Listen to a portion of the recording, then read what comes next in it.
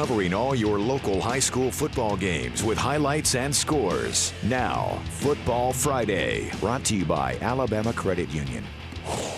And hello again, everybody. I'm Gary Harris. Welcome in to Week 4 of WVUA 23's Football Friday. Football Friday is presented by Alabama Credit Union. Visit alabamacu.com to learn more. Alabama Credit Union, loans for real life. As I say every week, Football Friday is 1 hour again this year, and we have highlights from 17 high school football games for you tonight. That's a lot. So sit back, relax, enjoy. Plus our complete Bank First Football Friday High School scoreboard, our Football Friday Band of the Week, our premier service company Outside the Huddle feature, and much more. And we begin again tonight with our DCH Game of the Week. Now, the Game of the Week, brought to you by DCH. And it was a Class 4A Region 3 showdown in Tuscaloosa tonight as American Christian played host to Bibb County. American Christian has had the Choctaws number lately, and this would be a heck of a game. Heavy rain in the first half. We pick it up in the second quarter. Bibb County up 3-0 until this 5-yard touchdown run from Davis Dare. The Choctaws, though, would block the extra point at 6-3. Choctaws on offense, but Jordan Leverett tries to get the pass off. He's intercepted by Caleb Morrison. He's got reservations for 6. It's a touchdown. Halftime, ACA is up 13-3. And the Patriots with the ball to start the third quarter, and they march right down the field. Jackson Willingham punches it in. Patriots are up 20-3. You think they're going to run away with it? Not so fast. Here comes Choctaw County. Jay Harris with the 1-yard touchdown. We got ourselves a ball game. And then on the next drive, Harris will punch it in again. Like I say, with a name like Harris, you know he's a baller. The Choctaws scored 19 unanswered in the second half. They go on to beat ACA for the first time since 2019 and take first place in 4A Region 3. What a ball game tonight. What a game of the week. We're excited about it. 22-20, Bibb County, the Choctaws over the Patriots.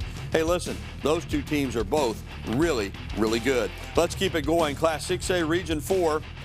3-0 Hillcrest hosting Hueytown. Hillcrest head coach Jamie Mitchell looking to go to 4-0. They have blown out everybody they played.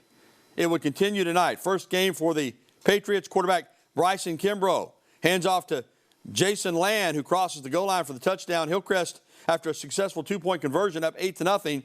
Hueytown defense trying to make a big play. Defensive lineman Jordan Jackson comes up with the sack on Kimbrough to keep Hillcrest from scoring on that drive, but Hillcrest would come right back down later on the goal line. Kimbrough fakes the handoff to Land and keeps it himself. Patriots cruising 21-0, and they aren't done. They'll add to their lead before the half. Kimbrough dropping back and finding DeCorian Thomas. That's a strike. Thomas then, and he's looking like Devontae Smith there. Hillcrest leads 29-0. They cruise 35-6. The Patriots, not only are they winning games, folks, they've blown out everybody they've played. They're 4-0, and they have not been tested. I'm just going to tell you this. There's a lot of football to be played, but they are clearly the favorite to win that Class 6A Region 4. More Class 6A Region 4. Central hosting Brookwood tonight over at Falcon Field. You know, we had rain in the area, and it just kind of came out of nowhere. Hit some games it didn't. We got poured on pretty good at Central. But here goes Anthony Dixon Jr. And, yeah, Drew Pavon was at this game. He said, doesn't he look like Reggie Bush? He sure does. I mean, that's left, right, left, juking, jiving, and in for the touchdown. Brookwood down and trying to answer. But Jacob Rowell here, after a nice gain, got to put that football away, young man. It gets popped out. Gerald Hodges, the recovery for the Falcons. So what does Central do? David McNeil, he's one of the better quarterbacks in the area. And he's got Christian Bishop on the other end. So I like this. Give your receiver a chance to make a play. He does. And Bishop climbs the ladder and comes down with a catch.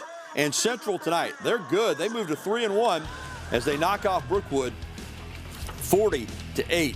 The final score in that game over at Falcon Field. The Falcons, tell you what, they're a pretty good football team. All right, we'll keep it in 6A Region 4. Paul Bryant at home versus McAdory. And the Stampede trying to get something going on the defensive end. They need a stop there, but they can't. Marquise Cottingham takes the handoff for the touchdown. The Yellow Jackets have the lead. They're up 14-0 now in the second quarter. Some rain here as well. Kamari Shepard though you can't slow him down. Rain, he just sloshes right through it. 55 yards to the house. Look how hard it's raining here. But more McAdory. They are pouring it on now in the third quarter. And it's Darian Davis dragging defenders in for Bryant. That was or check that for McAdory. McAdory up 34-0, and they have their way tonight here in Tuscaloosa. As we check out the final, McAdory all over Paul Bryant, 48-0. The Yellow Jackets take down the Stampede tonight. All right, 6A Region 4, Northridge at Bessemer City. And Northridge needing a win, and Bessemer City would be just what the doctor ordered. Although the Purple Tigers early making some noise, that's what you call staying with it for the touchdown. But Northridge would have answers tonight. They get the ball and punch it in. The Jaguars just kind of took out some frustration tonight. Once they got the lead, they kept it going. Across the middle, throw and catch. That's a touchdown for the Jaguars. And as I said, that there was no letting up. They had the offense clicking, and Ryan Lawley and company pick up the big win tonight on the road at Bessemer City. 34-15, the Jags come through tonight. All right, let's go to Class 7A Region 3, Tuscaloosa County High at Hewitt-Trussville. You know the story, County High. They had to forfeit the Bessemer City game. We'll discuss that more later because of some gift cards that were given but not used. Word is it was Hewitt-Trussville that turned them in. So a little bit of a grudge match tonight. Wildcats down big, though, trying to get some offense going. Got a first down, but this one was just way too much Hewitt-Trussville. 3rd and 20, and the Huskies convert. Peyton Floyd dumps it off to Donovan Price for a gain of 21. 42-0. Backup quarterback in for the Huskies now. Junior Noah Dobbins running for his life, but he turns this into a nice play. Horse collar there, adds on 15 yards for the penalty. And then Dobbins again showing off some athleticism. Quarterback run, cuts it back. This one was all Hewitt-Trussville as they beat the Wildcats tonight. 42-7, and as we said, a little bit of, stuff between these two teams, but it was Hewitt-Trussville tonight at home. They get it done on the field, and they get bragging rights in a big region victory, 42-7.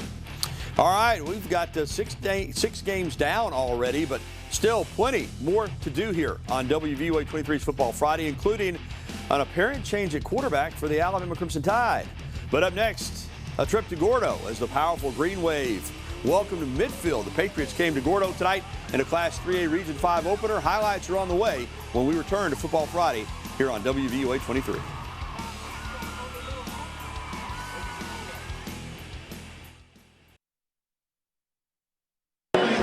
We are the Spain Park Cheerleaders, and we love Football Friday on WVUA 23. Go Jags!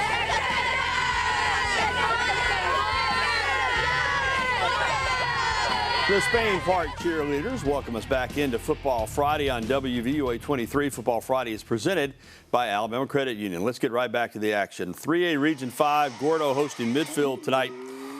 And they love their high school football in Gordo. And you know what? It was dry up there tonight too. We didn't get the rain like we got in a lot of places tonight, so you got to love that. Here goes Gordo. Quick start. Jace Neal to Jace Hathcock. That's a touchdown for the Green Wave, and they look good early in this one. Then it's Neal to Colin Pate, who makes the grab and finishes it with good effort there for a first down. Neal again. Boy, they always have good quarterback play at Gordo, it seems like to me. With a strike to Ethan Wilder, who runs past the defenders for the touchdown. The Green Wave goes up 15-0 at this point. And then the defense for Midfield, though, hanging in there is Sheldon Jones for the Patriots with the tackle there. And then Adam Martin looking to pass but he is going to get swarmed by the Green Wave defense. Gordo, too much tonight for Midfield as the Green Wave rolls at home 42-0 over the Midfield Patriots. Class 4A Region 3, Hale County at Holt. And we got Spider-Man on the field tonight as the Hale County Wildcats visited Holt. It was all Wildcats in this one. Quarterback Antoine Zimmerman rolls right, throwing on the run to Arias Hamilton, who takes it in for the touchdown. Hale County adding on in this one. Broderick Hill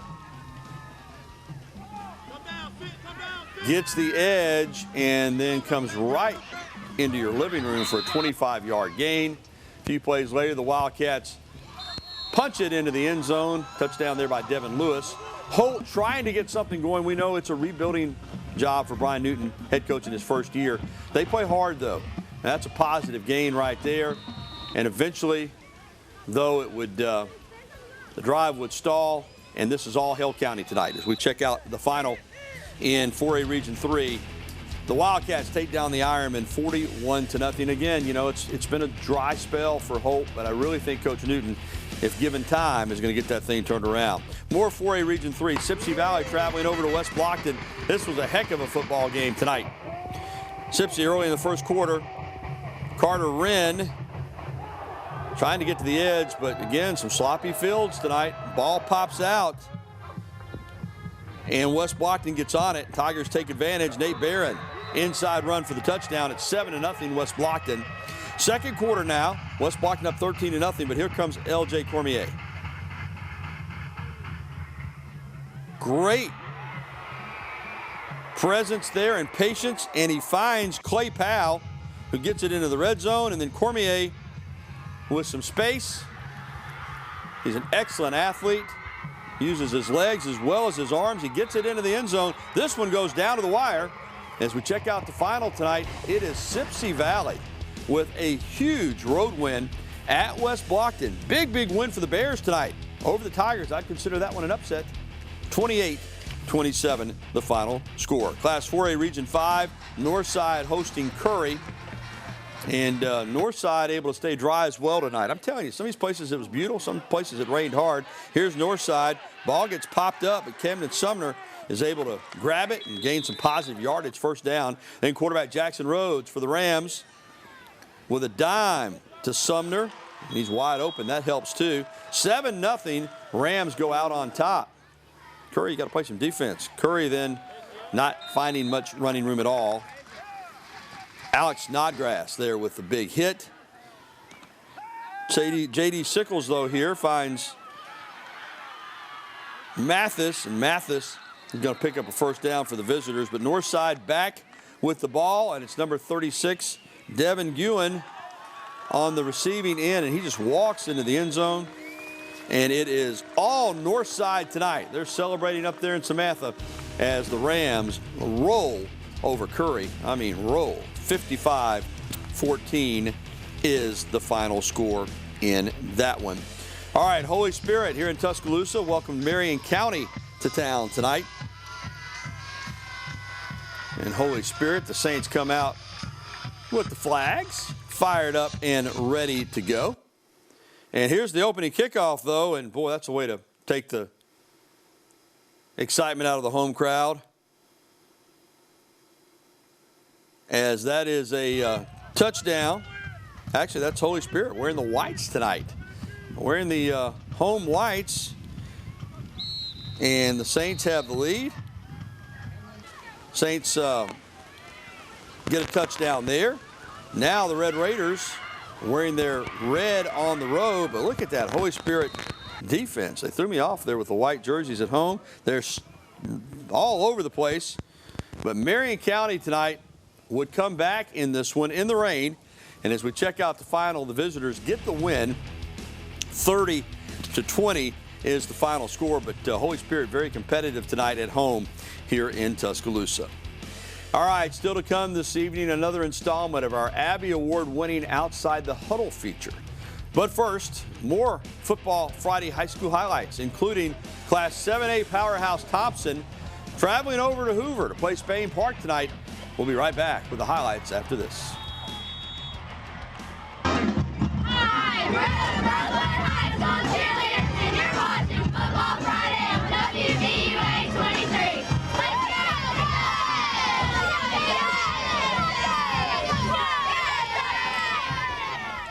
And welcome back to WVUA 23's Football Friday, presented by Alabama Credit Union. I'm Gary Harris. We appreciate Pool and Patio Center for sponsoring our cheerleaders every week. Well, Class 7A powerhouse Thompson at Spain Park tonight for a Region 3 contest. Let's go over to Hoover. And this one was all Warriors early and often against the Jaguars. Thompson's A.J. Green takes the sweep around the edge on the left side, 18 yards for the first touchdown of the game. Next Thompson possession, and the heralded young quarterback Trent Seaborn with a strike to Deuce Oliver on the crossing route, and he turns on the Jets, makes a man miss, and then just kind of tiptoes into the end zone. 48-yard catch and run. It's 14-0 Warriors. The defense then, as Spain Park tries to throw from its end zone, not a good idea. Caleb Harris picks off Brock Bradley. He somersaults into the end zone. Short pick six. Thompson leads 21-0 after the first quarter. Second quarter, Spain Park punts, and Deuce Oliver says, "Thank you very much." And he is picking up blockers, and he has got Green in front of him, which is a bad thing if you're the punt coverage team. 34-0 at halftime, and Thompson cruises tonight over Spain Park as we check out the final 55-14. Hoover at Vestavia, Class 7A Region 3 matchup as well. And the Bucs on the road. But I tell you that John Paul Head of the Rebels is a player. But watch this. The defense, though, for Hoover up to the task there as Jamar Moultrie gets the pick.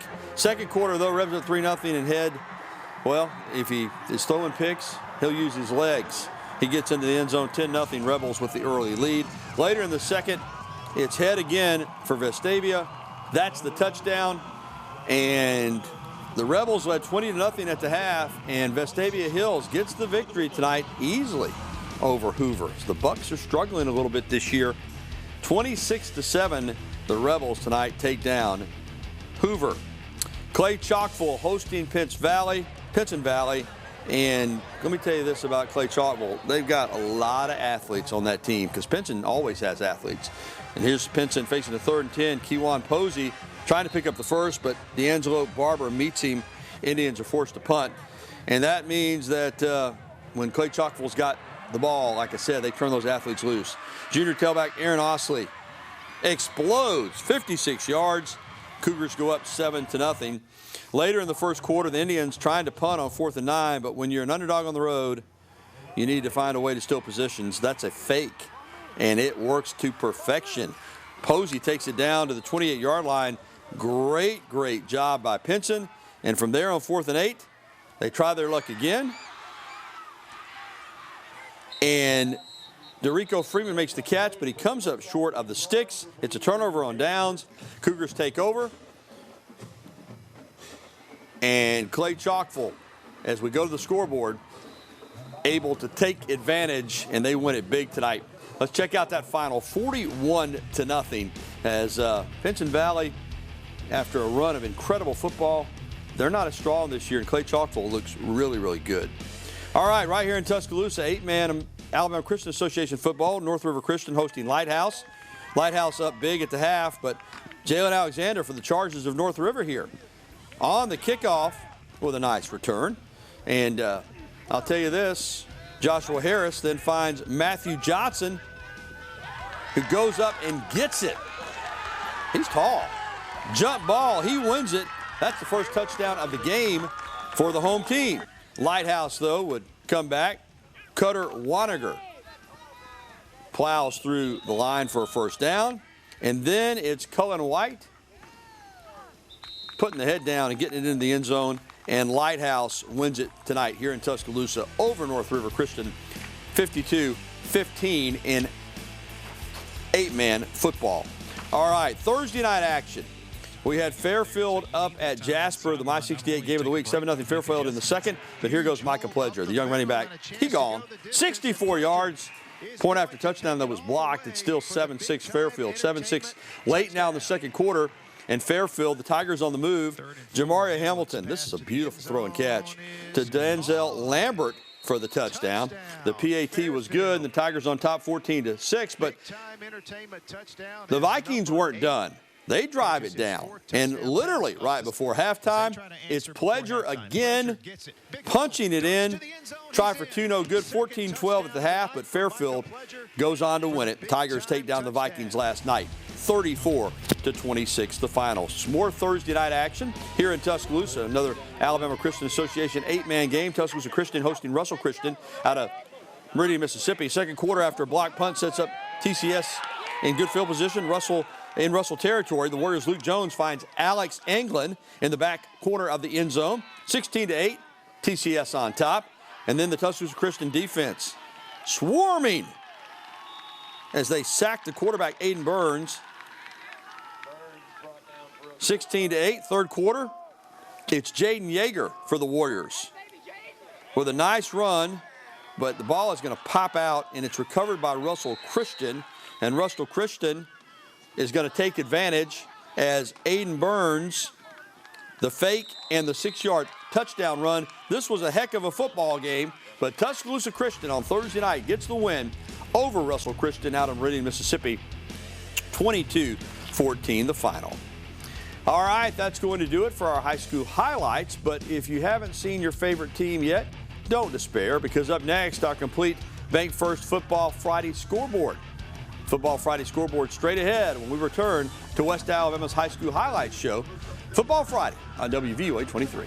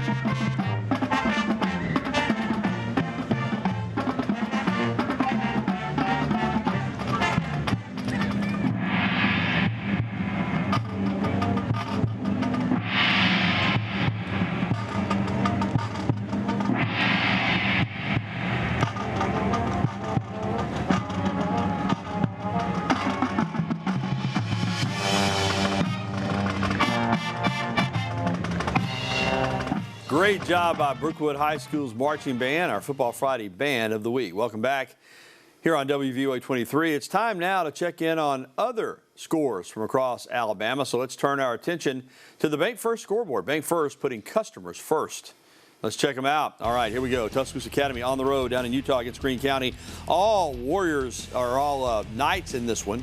Get my nicknames right. They take down the Tigers 48-7. Fayette County at home blanks Carbon Hill 40-0. Tigers roll in that one. Pickens County on the road at Berry Fayette.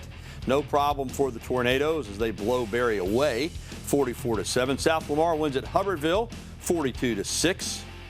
It was Demopolis on the road at Marbury. No problems for the Tigers 37-8. And Greensboro at St. James tonight, and the Raiders fall to St. James 49-21. It was Aliceville big on the road at Francis Marion, 46-14. The Yellow Jackets take down the Rams. Lamar County wins at Cold Springs, 46-20. It was Selligent winning on the road at Winston County, 34-28. Dora at home over Haleyville, 42-20 the final. It was Oak Grove at Hamilton in a wild one, 39-36 a shootout. Oakman no problems at Tarrant, 40-6 the final there. It was Pell City. Russ Probst gets his first win as head coach of the Panthers. 24-16, Pell City takes down Center Point. Pickens Academy over Coosa Valley Academy tonight up in Carrollton, 45-20 the final there. It was Linden Downey Marengo in a huge rivalry game. Linden gets the win, 22-6. Chelsea tops Oak Mountain tonight, 21-13. It was Helena over Chilton County, 37-10. Homewood takes down Calera, 43-21. J.B. Pennington beats Danville, 42-12. And Sweetwater doubles up R.C. Hatch, 44-22. And last night, Mountain Brook over Woodlawn and big 52-0 the final. All right, that's a wrap on the scoreboard, but more high school football is on the way. When we return, Bama Central's Joe Gaither will join me for high school football analysis, including an in-depth look at our game of the week featuring Bibb County at American Christian Academy. It was a good one. That's straight ahead on WVUA 23's Football Friday.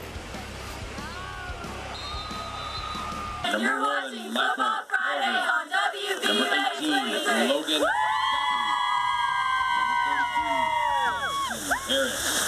Number 22. How about that little cheerleader right in the front, Joe? Oh, she looked great. She's the star of the show. Welcome back to Football Friday.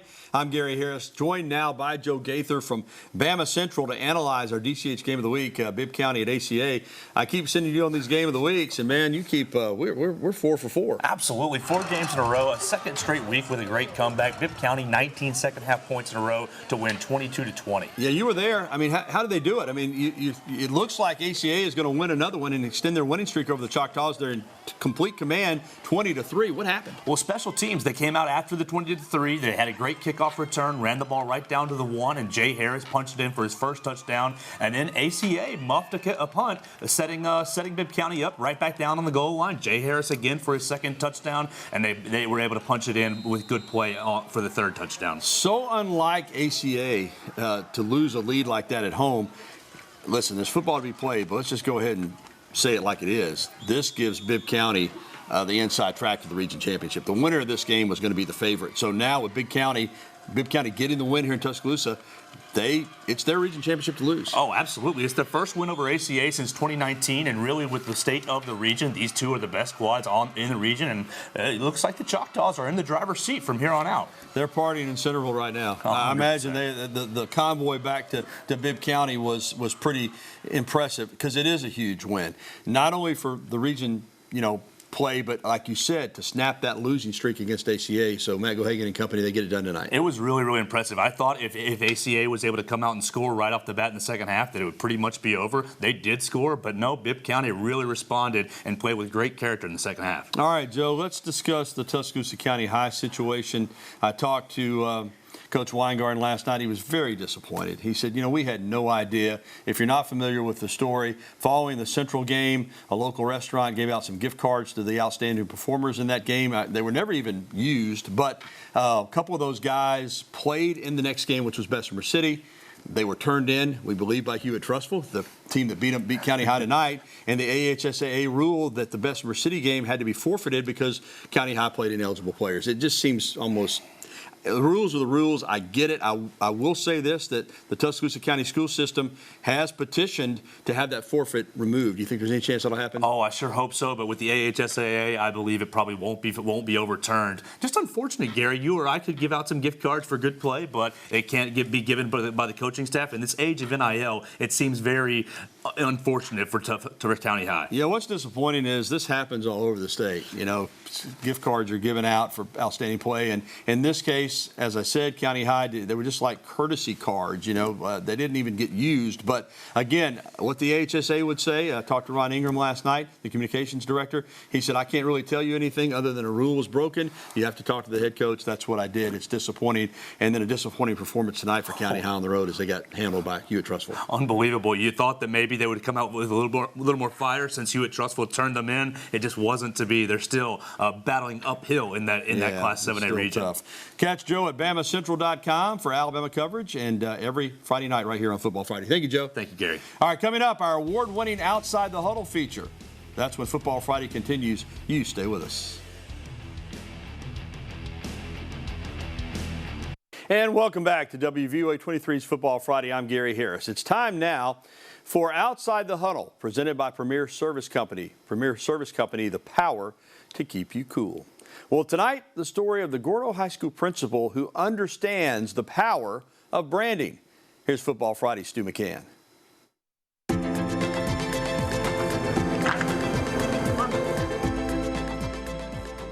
can't give you guts, and I can't give you heart. And tonight, hey, it was BYOG, bring your own guts. Before phrases like BYOG, bring your own guts, and it just means more became mainstream, Gordo High School developed its brand slogan, it's all about the G. I guess it was branding before branding got to be popular. It was one of Jamie Chapman's first acts as the new principal and arguably the most important. At the beginning of the 2006 school year, Gordo High School added 130 new students from Carrollton Unit School and a new principal who stepped away from athletics and into administration. But on day one, he delivered the message like a coach. I had a little bullhorn. And first day of school, I said, we're going to have an assembly. We're going to talk to everybody, and we're going to get everybody on the same page. That was kind of the mindset. This is who we are. This is how we are. And it's not, you know, it's not a, oh, let's put on a show. It was none of that. It was like, now we just have it on the wall. We've always said it, we've always lived it, but now it's, hey, it's right there in front of you. You know, it's all about the G. You know, we say it in baseball. We say it in the classroom, you know, off the field, you know, when we're hanging out with our you know, teammates or friends or whatever you want to call it. Just as fitting as the phrase itself is where it came from. In Gordo, the elementary school and high school are the epicenter of the community, whether you've got school-age kids or not. The saying is, if you want to rob something in Gordo, Friday night is the night to do it because all the police officers and everybody, they're at the game. People have a vested interest in this community, in our programs, and again, football on Friday night in Alabama, it's just, it is what it is all over the state, and but we think it's just carries on a different flavor here. The Chapman family embodies that outlook. Since 1995, you can count on one finger the number of years that a member of this household was not either a player or coach at Gordo High School. It started early. Every one of them was raised on the football field. Haley was a water girl. Coy, by the age of 2, was at the football practices, carrying water. Bo grew up doing the same thing. But he made sure that, you know, after school, the kids went with him. And they stayed with him until he came home after practice. We were all told, don't get into coaching, don't get into education. And for a time, I think we all were like, okay, we're not going to do that. But then it just came back to the roots of it. Do as I say, not as I do did not land with the Chapman children. Bo, Haley, and Coy played, and after college, returned to Gordo High School as coaches and mentors. They bleed green and gold, but this fall the family will not be all together on Friday night. Bo joined Jasper High School as a teacher and offensive coordinator. This place has prepared me for what, you know, what is to come. And if it don't work out, and Gordo's always going to be home. We'll learn to like Jasper's colors occasionally. Gordo isn't all they know, but they know what they like.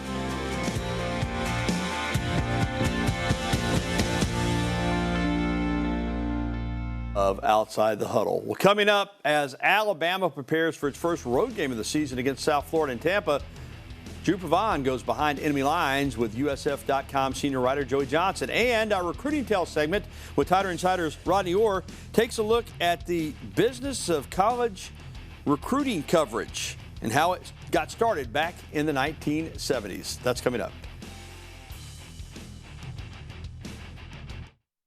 We're the Tuscaloosa County Cheerleaders, and you're watching Football Friday on WVUA 23.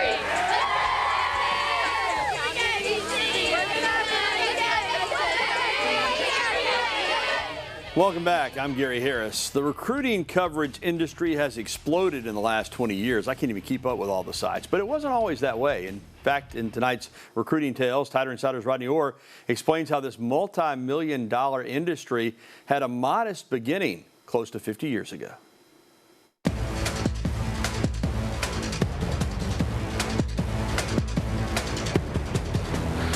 You know, I first started kind of hearing about recruiting in the 70s, in the mid-70s, when Tony Nathan from Birmingham Woodlawn, of course, and Jeff Rutledge from Banks High School up there, when they signed with Alabama, I'd heard about that.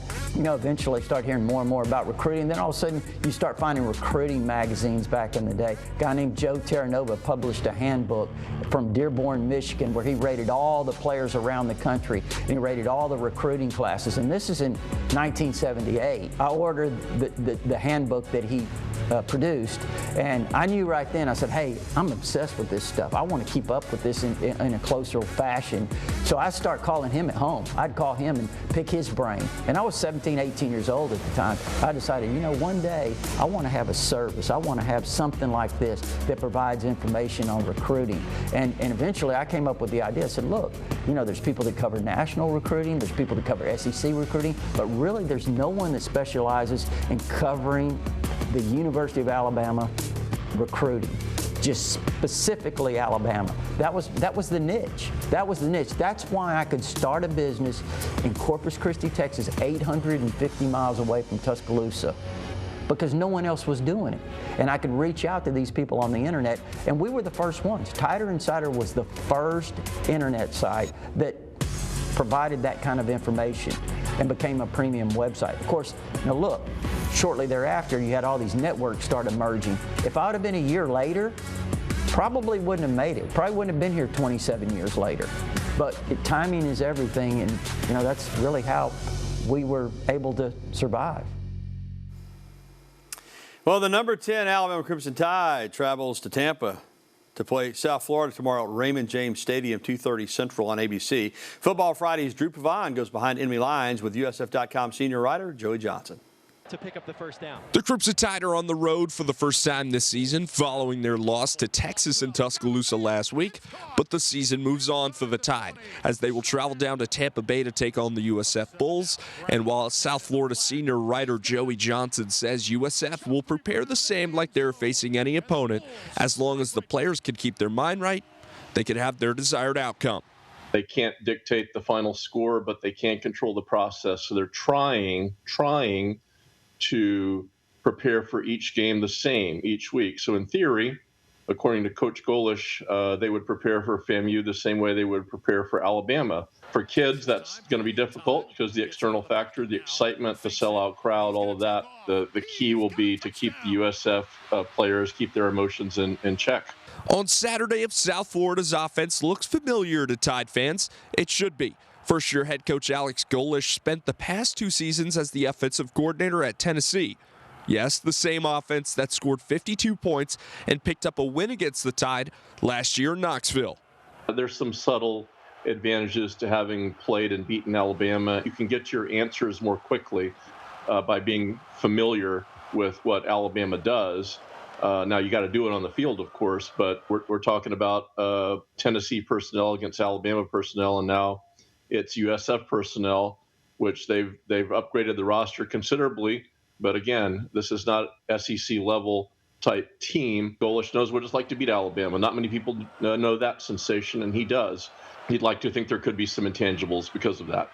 Well, going into tomorrow's game, Johnson says for Bulls fans, they want to stay optimistic and keep realistic goals intact, but they know that Alabama is not the team you want to face following a loss. USF fans certainly know what reality is. They know who they're playing. Coach Golish says there are no moral victories. I think for some fans there will be moral victories this week if they can make it competitive and have a good showing. Alabama, of course, is the master at winning after a loss. So it's difficult to see Alabama taking another dip. Realistically, you want it to be competitive. You want to hold in the game. You want to be able to move the ball on offense, keep it competitive into the second half, and take your chances after that. Thanks, guys. Coming up, Molly Harrell will take you around the SEC, and it appears that Alabama head coach Nick Saban is making a change at quarterback for tomorrow's game at South Florida.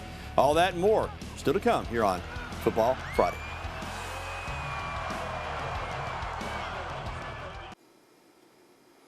We were on hand at the Malmore Athletic Complex this afternoon when Alabama departed for the flight to Tampa. There is Tyler Buchner. He is expected to be the new starting quarterback tomorrow for the Crimson Tide against the South Florida Bulls. What does that mean for Jalen Milroe? Well, we'll see what his role is tomorrow if indeed Buchner gets that start. Again, 2:30 kickoff. There's Tommy Reese, the offensive coordinator.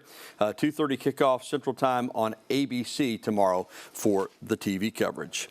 And welcome back to Football Friday. Criticism is coming from all angles for Alabama football fans, media, and even former players. Players that played for Nick Saban, in fact. On Wednesday evening following practice, Coach Saban was asked about the scrutiny. He said, hey, man, it comes with the territory. We didn't play great. So, people get upset that we get criticized. But why wouldn't we get criticized if we don't play well? I mean, people call me and say, hey, man, this guy's a jerk for, saying this about you. No, he really isn't. I mean, it's right. We didn't play good. I'm responsible for that. So we did all these things on offense that I just talked about, add them up. Well, I mean, I'm responsible for that. So, I mean, in the real world, when you don't perform and you don't produce, you probably get criticized. Sometimes get penalized. Some people lose their job when they don't perform well. You know, that's maybe even worse than losing a game when you can't feed your family and your children and all that, make your house payment. I guess that's worse. Well said. All right, let's check in on the rest of the conference now as Molly Harold takes us around the SEC. Mississippi State will take on number 14 LSU this weekend in Starkville. Coming off a victory last weekend, the Tigers are confident going into this week's game against the Bulldogs. A Tiger to keep your eye out on is starting running back Logan Diggs. Diggs missed the season opener against Florida State due to a hamstring injury, but the Notre Dame transfer is back at full strength and is looking forward to handling business. It's a Bulldogs versus Gamecocks matchup this weekend as South Carolina faces the defending national champions once again in an SEC showdown. Last season, Georgia triumphed 48-7 over South Carolina, and the Bulldogs are looking for a similar result this year. However, South Carolina could have the superior quarterback in this game in Spencer Rattler, but he'll need protection. Carolina allowed 9 sacks against UNC, and the Georgia defense is not one to mess with. The primetime slot has Tennessee at Florida in a historic SEC rivalry. It has been 20 years since Tennessee beat Florida at the Swamp. The number 11 Vols are off to a 2-0 start, but this game will be a true test of the Vols' strength. The Vols have been without starting center Cooper Mays for the first 2 games due to a minor procedure, but he has looked promising this week. Head coach Josh Heupel is excited to see what Mays can do against the Gators. He's been really good all week long, so anticipate him being ready to play. He's smart, competitive, communicates at a really high level, so he helps. You know, his experience is beneficial for us. Cooper Mays will make his season debut this Saturday in the Swamp. And that's it for Around the SEC. For Football Friday, I'm Molly Harold. Thank you, Molly. And what's the game day forecast going to look like for Saturday? Here's WVUA 23 Chief Meteorologist Richard Sky.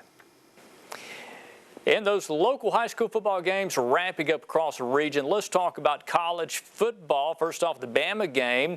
We're looking at Tampa. If you are traveling down to Tampa going towards a game, let's look at the local weather there. 7:30, 8 o'clock in the morning on Saturday looks mostly dry, but by the midday to early afternoon, some scattered thunderstorms will become a possibility that continues into the evening hours on Saturday. So, again, there may be some disruptions for the Bama game. Hopefully those storms will dodge the stadium down at Tampa. But again, Alabama taking on South Florida, 87 by lunchtime, 2:30 kickoff, 91, 87 by the final whistle for the Bama game. And Auburn taking on Samford. This is going to be at Jordan-Hare Stadium. Also the potential for some rain there, but I don't think it's going to be overly widespread. We're talking about the hit or miss showers and thunderstorms. Temperatures at 80 degrees at that 6 o'clock kickoff, final whistle at the Auburn-Samford game at around 78. That is your forecast update.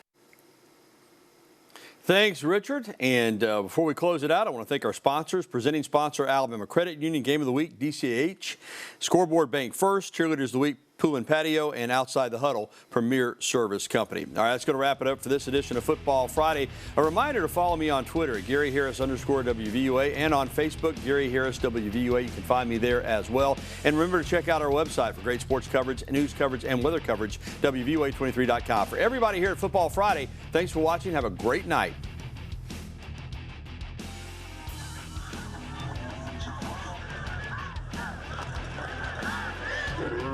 Try to go get outside. Try to cut it up.